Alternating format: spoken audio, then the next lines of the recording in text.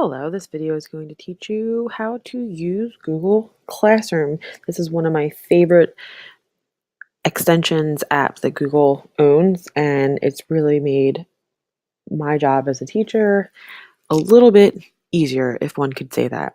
So you're going to start off at the regular Google Classroom, Google homepage.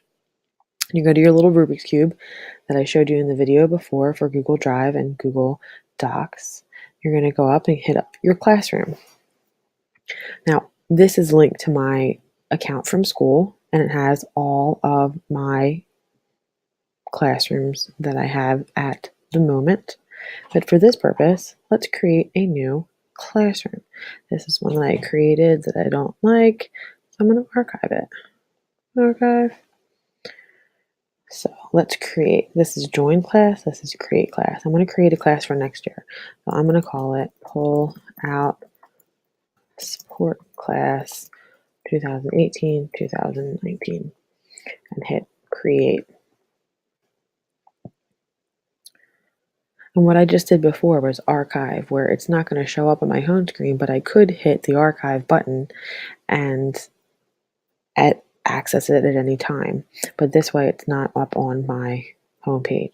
So here we are. We have a blank Google Classroom page. I can select a theme. I can upload a photo. What a lot of teachers in our school do is we take a picture of the kids on the first day of class, and then we take it again right before spring break and put it up there. But let's just select a theme for next year. There's patterns that Google already gives you, which are kind of cool. Oh, that one's new. I like that one. And I like that one. And there's, just random ones from around. Go all over. I'm going to go back to the pattern. And I think I'm going to select this one. Select class theme. You can change it up as you like. But here is what we call our stream. It's almost like a Twitter stream or a Facebook stream, Instagram stream, where you'll see the most recent posts up here. It's almost like a Facebook page and all the older ones down at the bottom. But this is our stream. This shows us we're in this class.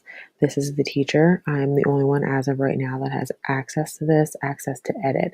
Students will be able to have access to it, but they can't post, they can't delete things. That's only for me. There are many times where there's going to be two teachers. For instance, I am an in-class support teacher, and I help create or am part of the teaching for other classrooms that I can show you once we're done creating this one. Again, this is our stream. We can click our students. Now, obviously, I have no students in here because I don't even know the students that I have next year.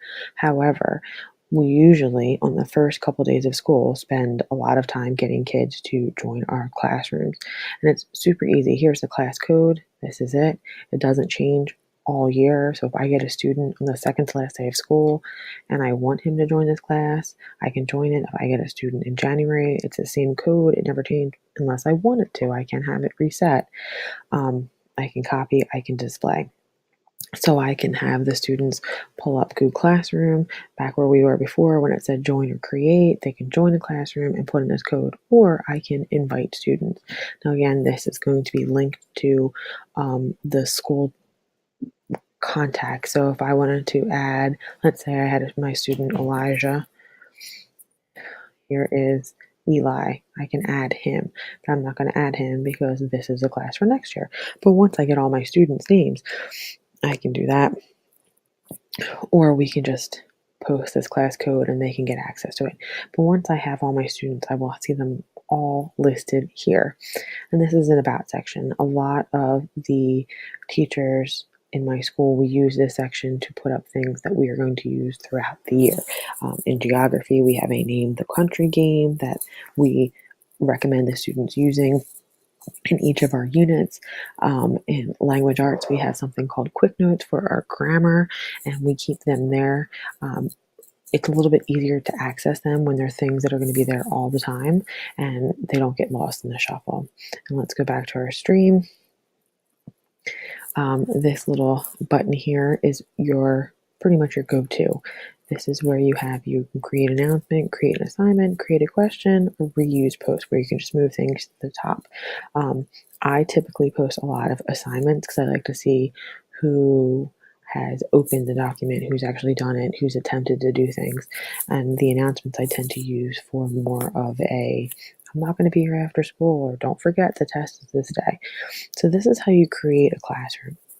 Now I want to show you some classrooms that are in full effect. So you go up to these three bars, and this is all of the classes, not counting your archived one. These are the archived ones.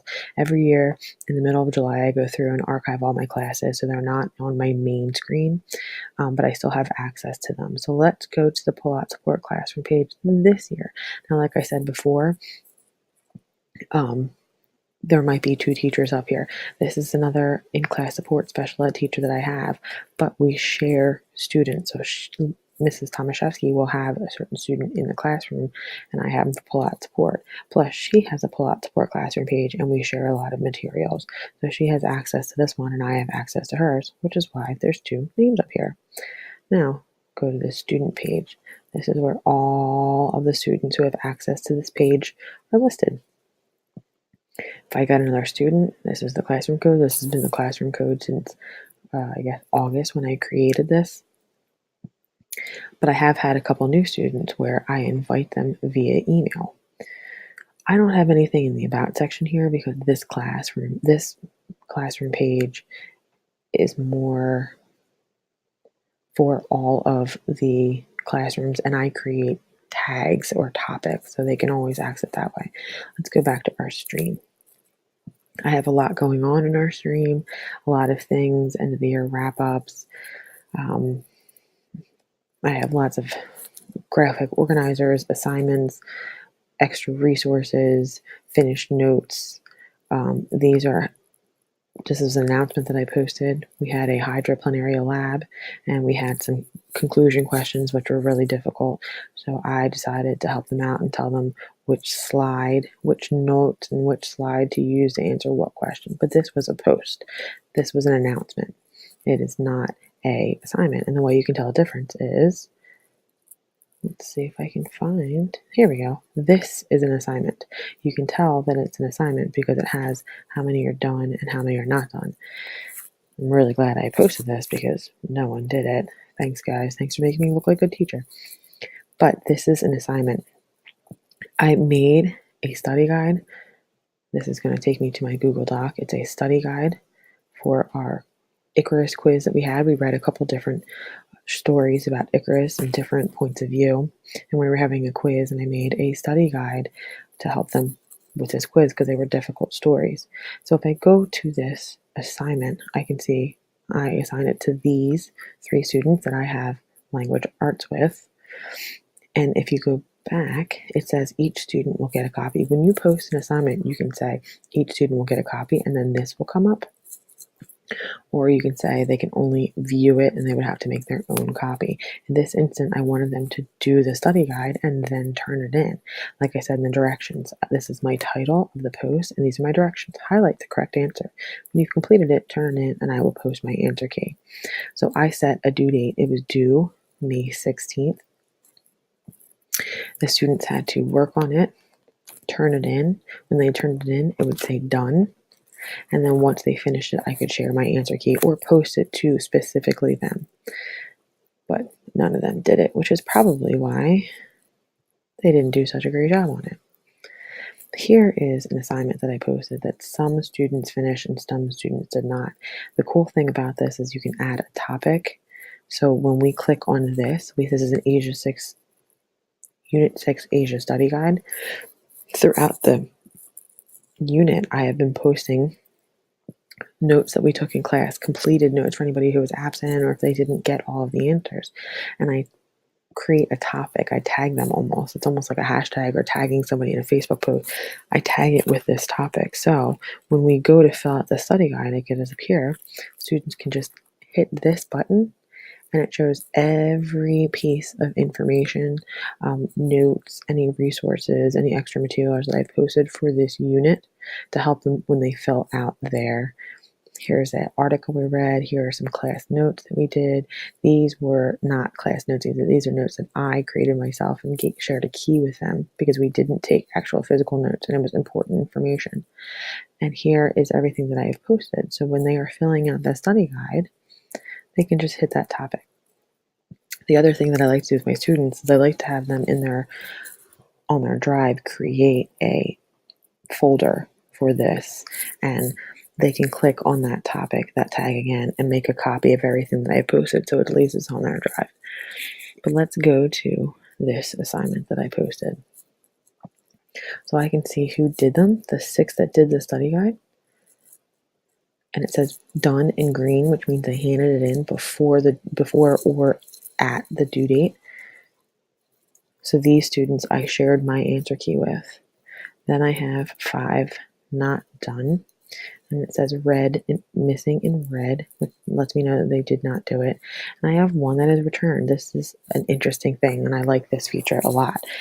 This is a student who turned in his study guide, but I can open it. The thing I like about Google Classroom and posting as an assignment and having each student have an individual copy is I can see all of their edits. Now, this study guide was due quite some time ago, so it's going to say 12 days ago, but I can see all of his edits that he has made on this. So I can go through and see when he did this, when he didn't do this, what he did with it.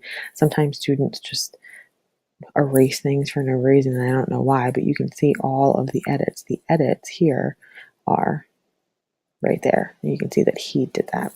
I can even restore it, but it says last edit was made 12 days ago.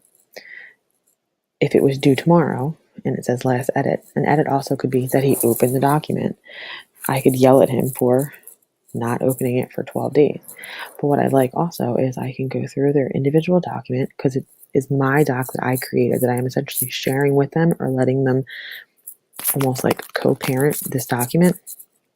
And I can go through, oh, he didn't finish that one. And I can go through and go through, oh, he didn't do that one. He didn't do these. He really didn't do anything. And my rule is when you do the study guide, every question and turn it in, when it says done, I will share my answer key with him. Now he turned it in without it done. So these little boxes next to her name, you can click and you can hit the return button. I did this to him and I even added a comment. I returned that to him and I wrote, this is not complete. And he returned it and he would get a notification in his Gmail saying that I returned a document or I made some changes on the classroom page, and he would hopefully go in and try to correct it. But in this case, he did not. These tags are awesome. You can create new topics. I would try to create every geography unit, try to create something because I would do a study guide. Same thing with science I tried to do.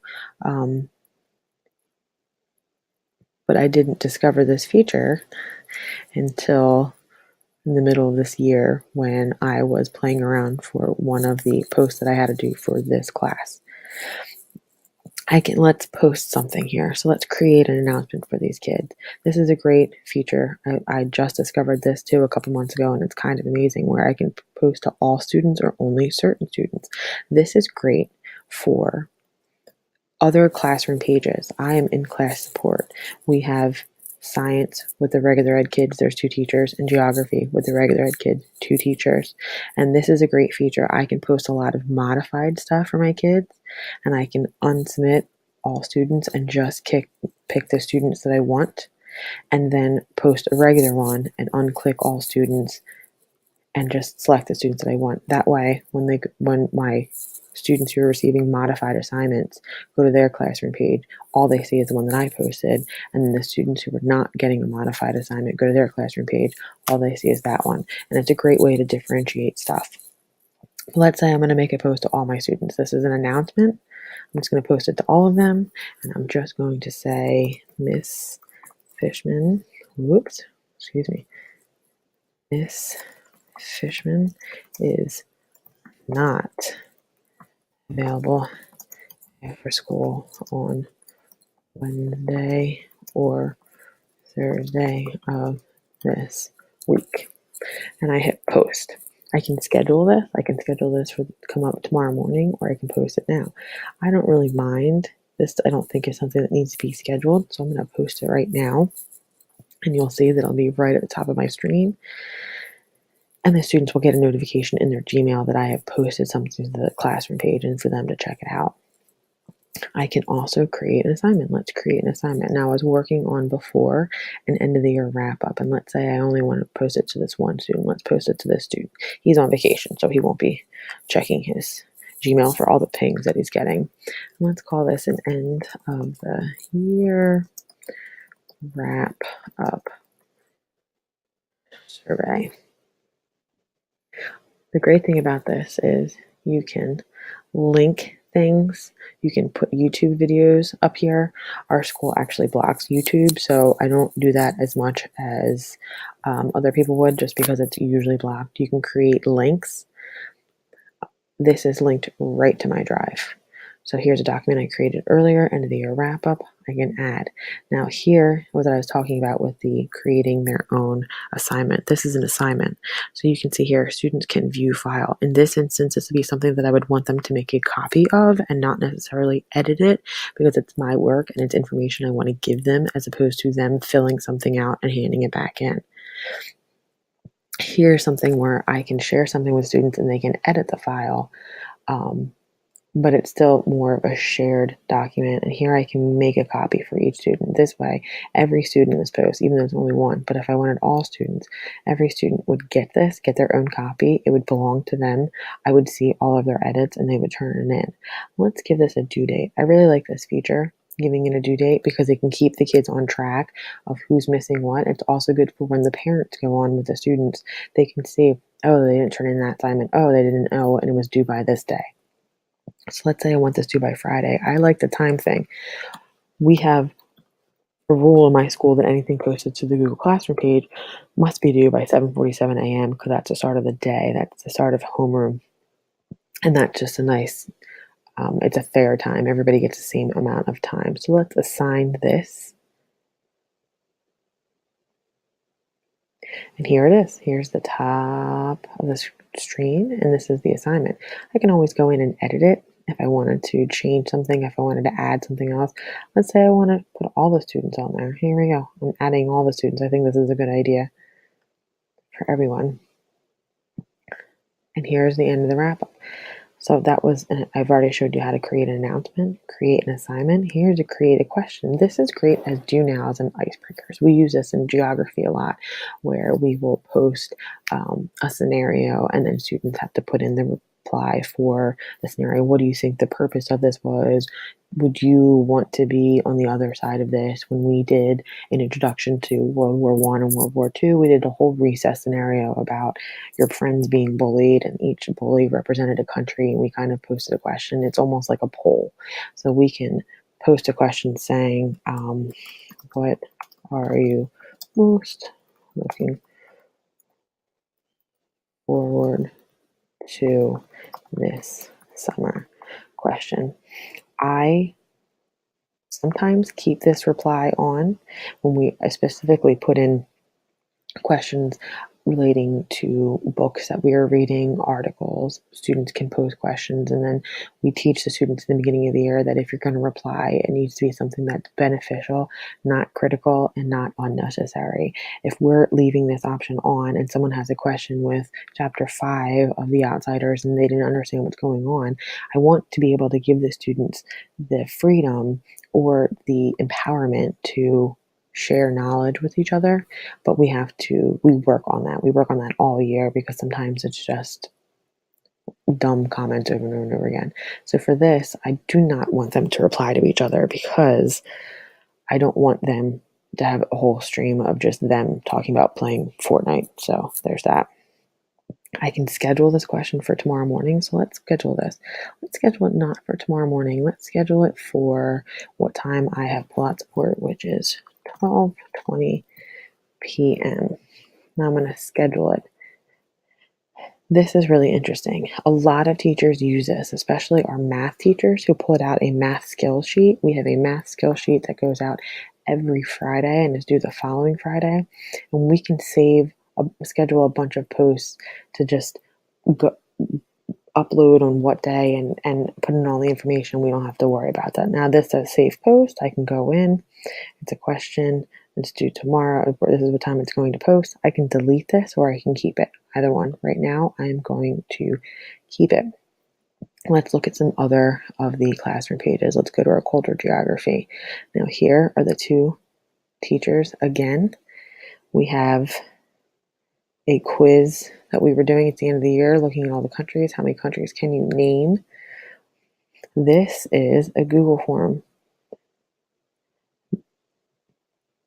This is great. Uploading, it's something easy. You can upload to all your classes and then get the result right away. And this is what other classes look like. Here are some students. What I wanted to show you was our science. There are many times in this class where I post things specifically to the students that have IEPs as modified things. So here's a good example of that. Here's a quiz. This is a quiz that we took on June 5th. It's for 18 students, not all students. These are for the students that don't get modifications or accommodations. They don't have an IEP. But these 18 students, when they open their classroom page, will only see this quiz. They don't see the same thing. Our view, teacher view, and student view are completely different. And then here are my 7 students that have an IEP and have modification accommodations, and one of those is having a modified test that I posted to these 7 students. So when these 7 students open their stream, they'll only see this quiz. And it won't look different than anybody else's. It's a great, great, great way to differentiate throughout the time. But this is a great tool. We are slowly but surely putting every class going more towards Google Classroom as opposed to notebooks and paper copies of notes and printouts and things like that, because the students will always have access to it. Anything they open on here automatically is open onto their drive and gets saved on their drive, so they always have access to it. And this is just a great, great tool. It's really helped students become, I think, a little more responsible and active